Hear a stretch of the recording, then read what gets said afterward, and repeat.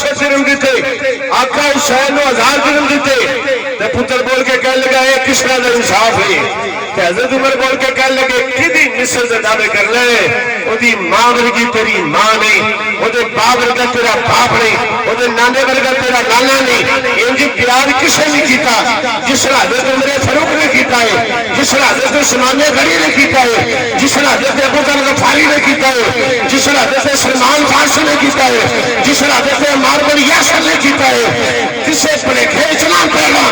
تو مولوی یہ گلا پیچھے لگ کے کہ اے نازل بھی بٹھا لینا صحابہ اور ہے اہل بیت اور ہے اگر نبی دی آئے دی شان پوچھنی ہوئے کہ حضرت ابو بکر صدیق کو پوچھو اگر نبی دے صحابہ کا نخواہ پوچھنا ہے مولا علی کو پوچھو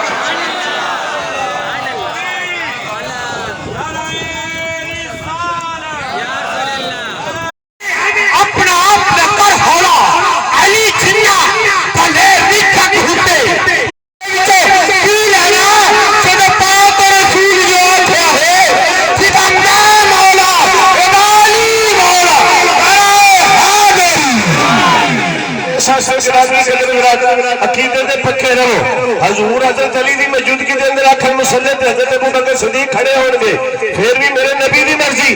کہ حضور کہن جدا میں مولا